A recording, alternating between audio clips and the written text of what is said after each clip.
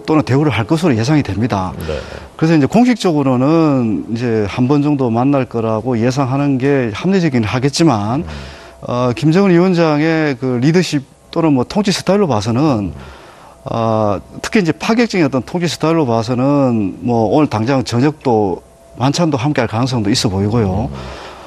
그리고 또 대화라 진행 과정에서 본인이 보다 더 확인하고 싶거나 좀 더 우리 정부의 어떤 그 보정을 원하는 그런 부분도 있을 수 있는 거거든요. 네. 뭐 예를 들면 미국과의 관계 개선, 특히 이제 비핵화에 나섰을 경우 과연 한국 정부가 어느 정도까지 이 부분을 서포트해 줄 수 있느냐, 뭐 이런 식의 요청을 할 가능성이 상당히 있기 때문에 그런 것을 재확인하기 위해서는 뭐 내일 아침에 또 한 번 더 만날 수도 있고, 네네. 또 내일 오후에 이제 다시 귀국하기 때문에 그 중간에도 만날 아마 또 추가적으로 만날 기회는 상당히 있을 거로 봅니다. 그러니까 네. 이번 회담은 어떻게 보면 원포인트 회담이거든요. 그러니까 북한의 특사단이 동계올림픽에 와서 개막식도 참석하고 뭐 자기들 선수도 격려하고 뭐 이런 여러 가지 다양한 포인트의 이제 방남 목적이 아니라 우리가 이번에 북한에 가는 것은 오직 하나, 남북관계 개선과 또 국내외 그 뭐 많은 분들이 지금 궁금해하는 비핵화에 대한 의지를 어떻게 이끌어내느냐, 이 핵심 주제를 가지고만 이번에 방북하는 거기 때문에 네네. 이제 그게 몰두하는 그 회담이다 보니까 아무래도 이제 김정은 위원장의 의중을 확인하는 게 굉장히 중요한 거고, 그 의중과 관련해서 진전이 있으면 우리는 추가 회담을 또 할 필요성을 현장에서 느낄 가능성이 굉장히 높거든요. 그러니까 우리가 지금 생각하는 예상 외에 여러 가지 어떤 그 상황들이 펼쳐질 수가 있다. 네. 이렇게 저는 생각하고 있습니다. 과거에도 그 남북 정상회담 때 보면은 그 김정일 당시 위원장이 원래 잡혀있던 일정보다 한 번 더 만나기도 하고 심지어는 뭐 하루 더 머물고 가시라라고 제안하기도 하고 네. 그런 적도 있었던 것 같습니다. 네, 그렇습니다. 노무현 대통령 때 그랬죠. 저 김정일 위원장이 그 하루 더 계시라고 오라고 뭐 좀 그 보고 가시라고 그런 말씀도 했었다고, 뭐 당연히 성사는 안 됐습니다. 대통령께서 그렇게 가볍게 일정을 바꿀 수 있는 상황이 아니었기 때문에 성사할 때 그런 일도 있었습니다. 그래서 보면 이제 깜깜이 일정이라고 하는데, 일정이 만약에 김정은 원래 1호실 행사는 절대 비밀입니다. 중국 갈 때도 그렇고 전혀 그 미리 사전에 공개한 법이 없기 때문에 당연히 공개를 안 할 거고요. 아마 이번에 특사 방북 조율 과정 속에서 김정은 위원장의 면담에 대한 의향들은 웬만큼 그 감을 잡고 갔을 것 같은데, 아마 한 번 정도 만나는 거에 대해서는 거의 서로가 공유를 하고 있을 텐데 공개를 못 할 건데, 그것을 공개 안 하고 나머지 일정들을 공개하면 그거 비어 있는 것이 뭐 그럴 거니까 여러 가지 뭐 당연히 여러 일정들도 감안해서 일정은 아마 공개를 못 하고 있는 그런 상황일 것 같고요. 김정은 위원장이 좀 이렇게 파격적으로 할 가능성은 있습니다. 저녁 때 만찬 때 뭐 김영남 상임위원장의 주최 만찬이라 할지라도 와서 뭐 건배사를 하든지 해서 분위기를 덮고 갈 수도 있고, 구체적으로 또 뭐 더 깊숙한 회담은 또 내일 더 할 수도 있을 것 같고요. 여러 가지 일정들은 있을 수 있지 않겠느냐. 뭐 우리 비행기가 가는 거니까, 군용기가 가는 거니까 일정이 우리가 딱 완전히 정해진 것도 아니고 하기 때문에 여러 가지 융통성은 있을 수 있다, 그런 생각은 듭니다. 네, 이인배 의원님은 청와대 그 선임행정관으로 재직하셨었고요. 좀 전에 임 교수님 말씀하신 대로 정의용 국가안보실장이 오늘 비핵화에 대해서 그 문 대통령의 확고한 의지를 분명하게 전달할 것이다라는 꽤 수위 높은 표현을 가기 전에 했단 말입니다. 어제까지만 해도 포괄적인 주제를 논의할 것이다라고 다소간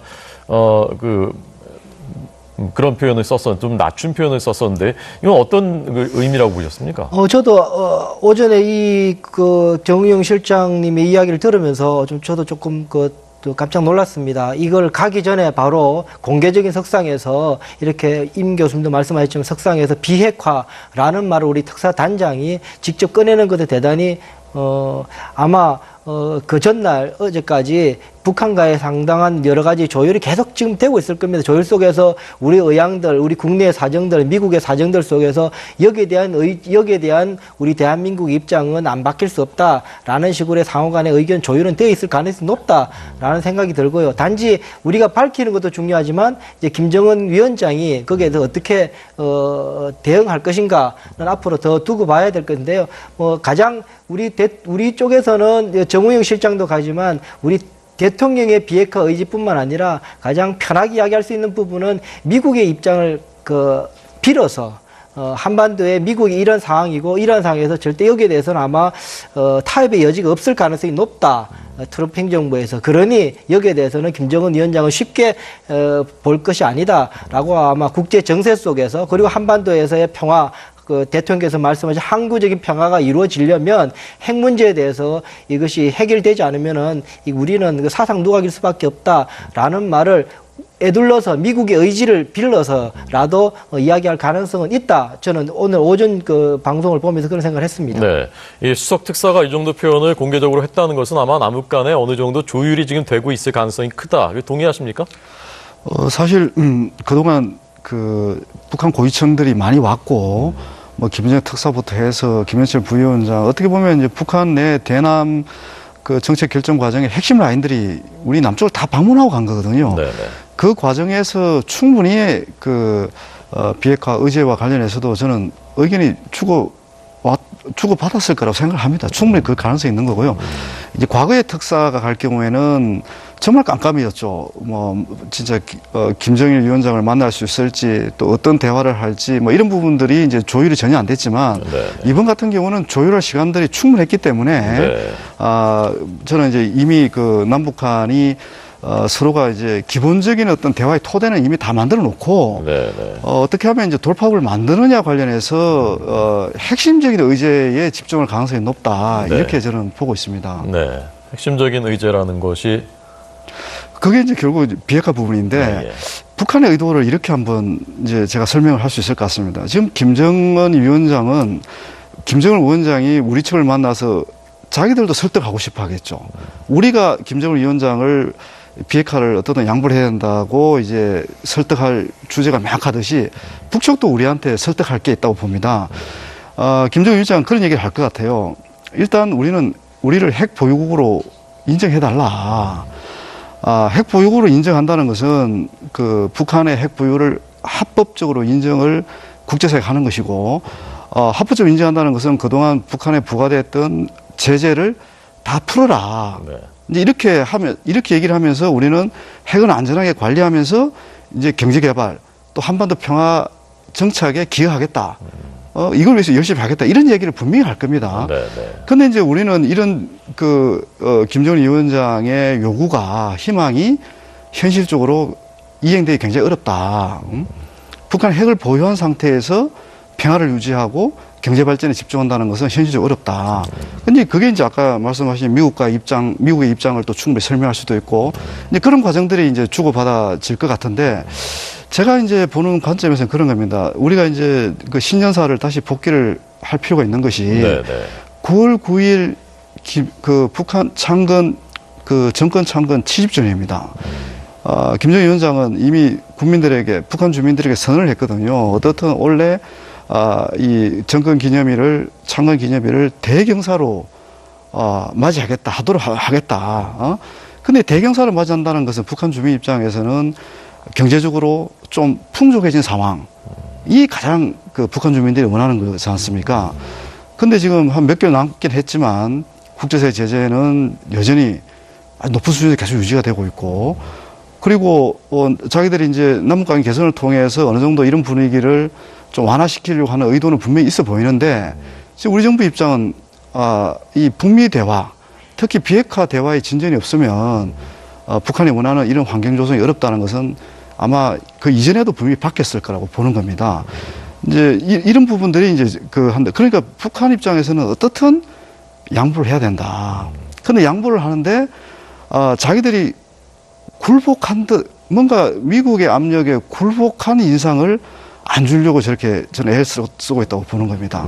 그러니까 미국과의 대화를 해도 대등한 입장에서 하겠다. 우리들이 이런 그 미국의 맥시멈 프레셔라고 해서 최대한의 압박에 굴복해서 대화에 나가는 모양새는 그런 모양새는 연출하고 싶지가 않다. 근데 그런 부분 관련해서 이제 우리 정부가 일정한 역할을 해주기를 바라는 그런 부분들이 이제 저한테는 느껴졌습니다. 예. 임 교수님 말씀을 듣다 보니까 제가 지금 그 평양의 백화원 영빈관의 어느 그 밀실에서 그 남북 간의 그 대화가 오가는 그 현장에 마치 앉아 있는 것 같은, 미리 보는 것 같은 그런 느낌입니다.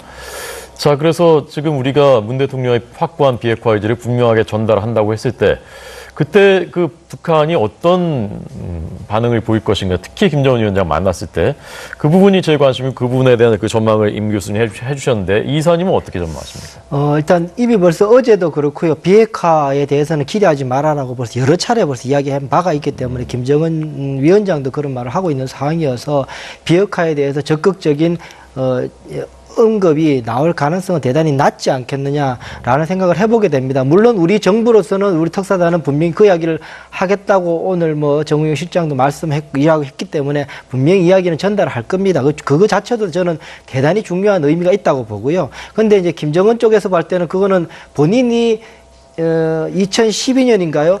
공개적으로 당 대표자 대회에서 본인의 육성으로 처음으로 이 북한에 대한 대외 정책, 안보 정책 1호 정책이 뭐냐면은 그 핵 경제 병행 노선을 본인의 입으로 본인이 위원장이 되거나 처음에 한 말이 그거였거든요. 그러니까 사실 되돌릴 수가 없죠. 비핵화에 대해. 그래서 그거를 뭐 포기할 수 없는 상황입니다. 그런 상황에서 지금 우리 특사단을 맞이해야 되는데 제가 볼 때 이렇게 볼 때 걱정이 되는 부분 앞으로 조금 더 우리가 좀 주의해야 될 부분이 뭐냐면은 김정은 위원장이 모라토리엄 선언 정도는 가능하지 않을까라는 생각을 하게 됩니다. 핵 미사일 발사 잠정 중단 정도 선언을 하게 되는 선에서 우리 특사단을 만족시키고 그 선에서 북한, 미국과의 대화를 좀 열어달라라는 쪽으로 나올 가능성이 높습니다. 과연 그랬을 경우에 당장은 그것이 더 상황이 악화되지 않으니까 좋아 보이기는 합니다만 조금 더 냉정하게 생각해 보면 그거 자체가 현존하고 있는 한반도 자체에서의 한반도 내에서의 위협, 대한민국에 대한 위협 자체가 소멸되거나 줄어든 건 아니라는 거죠. 그러니까는 형이 동생을 계속 때리다가 오늘 안 때릴게 이 말하고 같은 거거든요. 그렇다고 해서 안 때린 형에게 와, 너 되게 착하다라고 이야기할 수는 없는 거죠. 그런 유사한 상황이 될 때 과연 우리가 어떻게 받을 것인가. 아마 김정은이 할 수 있는 한국에게나 미국 할 수 있는 가장 본인의 입장을 안 흐트리면서 할 수 있는 반응이 그 정도 선이라서 대단히 위험하기도 하고 걱정스럽기도 하고 이것을 우리 정부가 어떻게 해석해 낼지 제가 제일 걱정되고 주목하는 부분입니다. 네. 또는 대우를 할 것으로 예상이 됩니다. 네. 그래서 이제 공식적으로는 이제 한 번 정도 만날 거라고 예상하는 게 합리적이긴 하겠지만, 김정은 위원장의 그 리더십 또는 뭐 통치 스타일로 봐서는, 특히 이제 파격적인 어떤 통치 스타일로 봐서는 뭐 오늘 당장 저녁도 만찬도 함께 할 가능성도 있어 보이고요. 그리고 또 대화라 진행 과정에서 본인이 보다 더 확인하고 싶거나, 좀 더 우리 정부의 어떤 보정을 원하는 그런 부분도 있을 수 있는 거거든요. 네. 뭐 예를 들면 미국과의 관계 개선, 특히 이제 비핵화에 나섰을 경우 과연 한국 정부가 어느 정도까지 이 부분을 서포트해 줄 수 있느냐, 뭐 이런 식의 요청을 할 가능성이 상당히 있기 때문에 그런 것을 재확인하기 위해서는 뭐 내일 아침에 또 한 번 더 만날 수도 있고 네네. 또 내일 오후에 이제 다시 귀국하기 때문에 그 중간에도 아마 또 추가적으로 만날 기회는 상당히 있을 거로 봅니다. 그러니까 네. 이번 회담은 어떻게 보면 원포인트 회담이거든요. 그러니까 북한의 특사단이 동계올림픽에 와서 개막식도 참석하고 뭐 자기들 선수도 격려하고 뭐 이런 여러 가지 다양한 포인트의 이제 방남 목적이 아니라 우리가 이번에 북한에 가는 것은 오직 하나, 남북관계 개선과 또 국내외 뭐 많은 분들이 지금 궁금해하는 비핵화에 대한 의지를 어떻게 이끌어내느냐, 이 핵심 주제를 가지고만 이번에 방북하는 거기 때문에 이제 그게 몰두하는 그 회담이다 보니까 아무래도 이제 김정은 위원장의 의중을 확인한 게 굉장히 중요한 거고, 그 의중과 관련해서 일입니다. 중국 갈 때도 그렇고 전혀 미리 사전에 공개한 법이 없기 때문에 당연히 공개를 안 할 거고요. 아마 이번에 특사 방북 조율 과정 속에서 김정은 위원장의 면담에 대한 의향들은 웬만큼 그 감을 잡고 갔을 것 같은데 아마 한 번 정도 만나는 거에 대해서는 거의 서로가 공유를 하고 있을 텐데 공개를 못 할 건데 그것을 공개 안 하고 나머지 일정들을 공개하면 그거 비어 있는 것이 뭐 그럴 거니까 여러 가지 뭐 당연히 여러 일정들도 감안해서 일정은 아마 공개를 못 하고 있는 그런 상황일 것 같고요. 김정은 위원장이 좀 이렇게 파격적으로 할 가능성은 있습니다. 저녁 때 만찬 때 뭐 김영남 상임위원장의 주체 만찬을 할지라도 와서 뭐 건배사를 진전이 있으면 우리는 추가 회담을 또 할 필요성을 현장에서 느낄 가능성이 굉장히 높거든요. 그러니까 우리가 지금 생각하는 예상 외에 여러 가지 어떤 그 상황들이 펼쳐질 수가 있다. 네. 이렇게 저는 생각하고 있습니다. 과거에도 그 남북 정상회담 때 보면은 그 김정일 당시 위원장이 원래 잡혀있던 일정보다 한 번 더 만나기도 하고 심지어는 뭐 하루 더 머물고 가시라라고 제안하기도 하고 네. 그런 적도 있었던 것 같습니다. 네, 그렇습니다. 노무현 대통령 때 그랬죠. 저 김정일 위원장이 그 하루 더 계시라고 오라고 뭐 좀 그 보고 가시라고 그런 말씀도 했었다가 뭐 당연히 성사는 안 됐습니다. 대통령께서 그렇게 가볍게 일정을 바꿀 수 있는 상황이 아니었기 때문에 성사는 때 그런 일도 있었습니다. 그래서 보면 이제 깜깜이 일정이라고 하는데 일정이 만약에 김정은 원래 1호실 행사는 절대 비밀하든지 해서 분위기를 덮고 갈 수도 있고 구체적으로 또 뭐 더 깊숙한 회담을 또 내일 더 할 수도 있을 것 같고요. 여러 가지 일정들은 있을 수 있지 않겠느냐. 뭐 우리 비행기가 가는 거니까 그 군용기가 가는 거니까 일정이 우리가 딱 완전히 정해진 것도 아니고 하기 때문에 여러 가지 융통성은 있을 수 있다 그런 생각은 듭니다. 네, 이인배 비서님은 청와대 그 선임행정관으로 재직하셨었고요. 좀 전에 임 교수님 말씀하신 대로 정의용 국가안보실장이 오늘 비핵화에 대해서 그 문 대통령의 확고한 의지를 분명하게 전달할 것이다라는 꽤 수위 높은 표현을 가기 전에 했단 말입니다. 어제까지만 해도 포괄적인 주제를 논의할 것이다라고 다소간 그런 표현을 좀 낮춘 표현을 썼었는데 이건 어떤 의미라고 보셨습니까?